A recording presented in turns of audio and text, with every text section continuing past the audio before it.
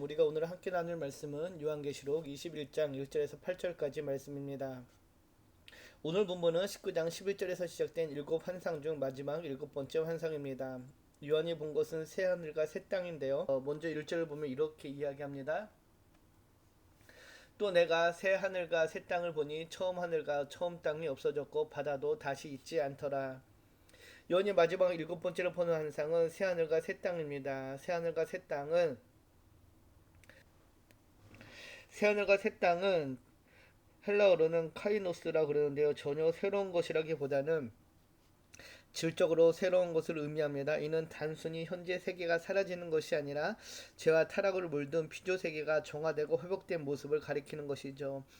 마지막에 바다가 다시 있지 않다라고 이야기하는 것은 유대적 세계관에서 바다는 혼돈과 두려움, 악의 상징이었습니다. 새 창조에는 더 이상 이런 두려움과 불안, 혼돈이 존재하지 않는다라는 것이죠. 처음 하늘과 처음 땅이 없어졌고 바다도 다시 있지 않다라는 것은 단순한 물리적인 파괴가 아니라 죄로 물든 세상의 질서와 현실이 끝나고 하나님의 영광의 의가 충만한 새 창조의 질서가 시작됨을 의미합니다. 이것은 심판과 회복, 소멸과 갱신이 동시에 일어나는 종말론적 전환이라고 할 수 있는데요. 요한이 여기서 강조하는 것은 새하늘과 새 땅은 이제 더 이상 사탄과 그 졸개들인 짐승과 거짓 선지자들이 있을 곳이 없다라는 것이죠.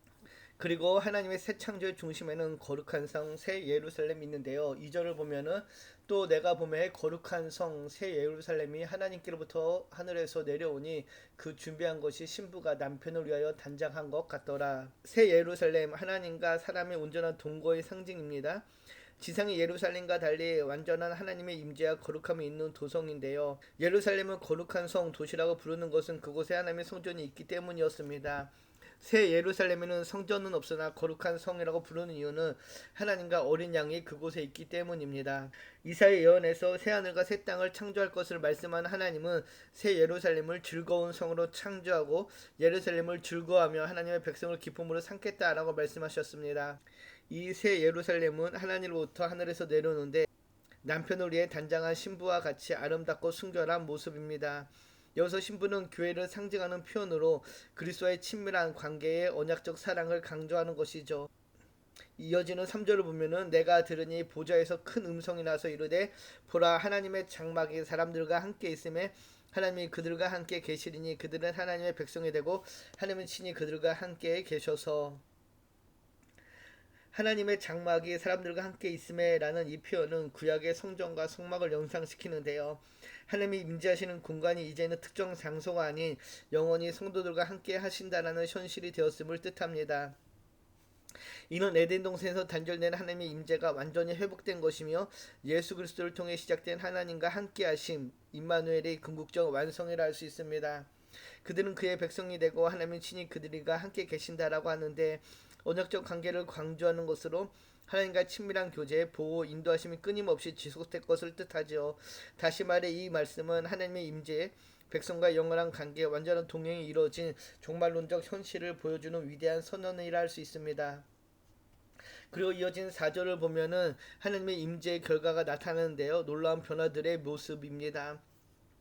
죽음과 슬픔, 울음과 아픔이 다시 있지 않는다라는 이 선언을 통해 모든 고난의 근원이 이전 질서와 함께 지나갔다라는 것을 알려줍니다. 즉 하나님과의 온전한 동행이 고통 없는 회복을 알려주며 에덴 동산에서 상실된 생명과 기쁨이 새 창조 안에서 완전히 회복된 모습을 보여주고 있습니다. 그리고 이어지는 6절 이하의 모습에서 다 이루어졌다라는 하나님의 선언이 보여지는데요. 6절을 보면은 또 내게 말씀하시되 이루었다. 나는 알파와 오메가요 처음과 마지막이라. 내가 생명수 샘물을 목마른 자에게 값없이 주리니 이기는 자는 이것들을 상속으로 받으리라. 나는 그의 하나님이 되고 그는 내 아들이 되리라. 하나님은 6절에서 나는 알파와 오메가라고 말씀하십니다. 역사의 시작과 끝을 주관하시는 절대적인 존재임을 드러내시는데요. 이는 창조에서 새 창조까지 모든 것을 아우르는 하나님의 주권을 알려줍니다. 주권을 강조하죠. 그분은 말씀하신 것을 반드시 이루시는 분이며 목마른 자에게 생명수 샘물을 값이 준다라는 그 말씀은 예수님의 말씀을 떠올리게 하는데요. 영생과 만족이 오직 은혜로 주어지는 복음의 핵심을 드러내고 있습니다. 그리고 7절에서 이기는 자가 모든 것을 유업으로 받는다라고 말씀하시죠. 믿음으로 끝까지 견디는 자에게 하나님의 자녀로서의 권리와 기업에 주어지는 약속의 성취임을 보여줍니다. 그리고 마지막 8절을 보면은 둘째 사망에 던져지는 이들에 대해서 알려주는데요.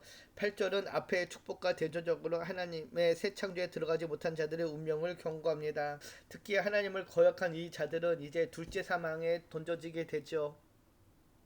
단순한 심판의 선언이 아니라 거룩한 삶과 믿음의 인내를 권면하는 경고의 말씀이라 할 수 있습니다.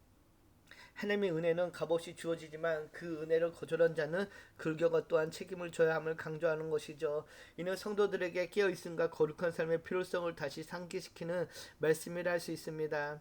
주님은 오늘도 우리에게 선택을 촉구하십니다. 정결한 신부가 되어 새 예루살렘의 영광에 들어갈 것인지 아니면 불과 유황의 둘째 사명에 이를 것인지 현명한 결심을 요구하고 계시죠.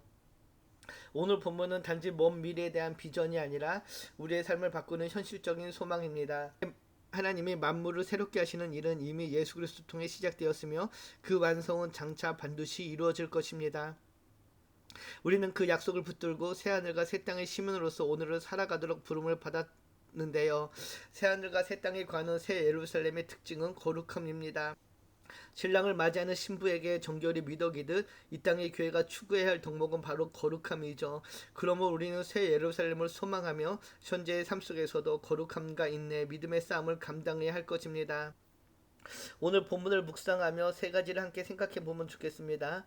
내가 지금 겪고 있는 바다 같은 혼돈과 두려움이 있는지요? 또 나는 이기는 자로서 어떤 믿음의 싸움을 싸우고 있는지요? 마지막으로 새 예루살렘의 소망이 오늘 나의 삶에 어떠한 영향을 미치고 있는지 한번 생각해보는 이 아침 되기를 축복합니다. 기도합니다. 참 좋으신 하나님 감사합니다. 주님께서 우리를 위하여 예비하신 새하늘과 새 땅의 소망을 봅니다. 혼란과 고통의 세상 속에서 하나님의 장막이 우리 가운데 있음을 믿게 하시고 생명수의 은혜를 날마다 누리는 우리의 삶이 되게 하여 주시옵소서. 우리의 눈물을 친히 씻기시는 주님을 바라보며 우리도 그 사랑 안에 거하게 하시고 이기는 자로 끝까지 거룩함으로 구별된 삶을 살기로 소망하며 우리를 권하신 예수님의 이름으로 감사하며 기도드립니다. 아멘.